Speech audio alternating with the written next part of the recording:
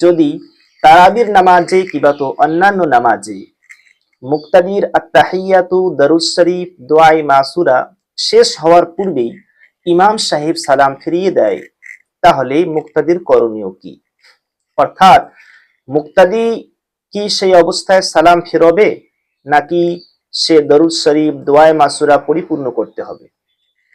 এই বিষয়ে আমরা স্পষ্টভাবেই মনে রাখবো, যদি শেষ বৈঠকে ইমাম সাহেব এমন অবস্থায় সালাম ফিরিয়ে দেয় যে এখনো পর্যন্ত মুক্তাদির আত্তাহিয়াত পরিপূর্ণ হয়নি, তাহলে মুক্তাদির জন্য আবশ্যক করণীয় হচ্ছে আত্তাহিয়াত পরিপূর্ণ করবে, তাশাহুদ পরিপূর্ণ পড়বে, এরপরে সালাম ফিরবে। তবে হ্যাঁ, দেখা যাচ্ছে ইমাম সাহেব সালাম ফিরচ্ছে এবং মুক্তাদি আত্তাহিয়াতু পরিপূর্ণ করে ফেলেছে, দরুদ শরীফ পড়তেছে কিবা তো দোয়ায়ে মাসুরা পড়তেছে, তাহলে কিন্তু মুক্তাদি তার দোয়ায়ে মাসুরা কিবা তো দরুদ শরীফ ছেড়ে দিয়ে ইমামের সঙ্গে সালাম ফিরবে। এই বিষয়টিকে আমরা ফতোয়ার কিতাব থেকে জেনে আমাদের আলোচনা শেষ করব।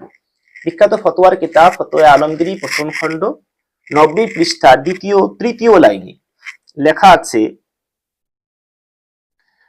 أو سلم الإمام في آخر الصلاة قبل أن يتم المقتدي التشهد فالمختار أن يتم التشهد। অর্থাৎ যদি ইমাম সাহেব শেষ বৈঠকে মুক্তাদির তাশাহুদ পূর্ণ করার পূর্বে সালাম ফিরিয়ে দেয়, তাহলে মুক্তাদির জন্য আবশ্যক হচ্ছে তাশাহুদকে পরিপূর্ণ করবে, এরপরে সালাম ফিরবে। আল্লাহ সুবহানাহু ওয়া তাআলা আমাদেরকে আমল করার তৌফিক দান করুন।